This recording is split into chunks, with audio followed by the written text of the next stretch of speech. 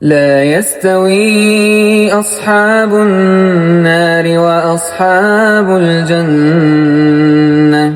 أصحاب الجنة هم الفائزون. لو أنزلنا هذا القرآن على جبل لرأيته خاشعا متصدعا من خشية الله.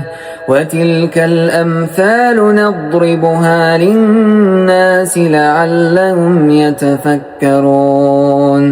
هو الله الذي لا إله إلا هو عالم الغيب والشهادة.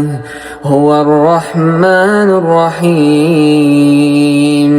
هو الله الذي لا إله إلا هو الملك القدوس السلام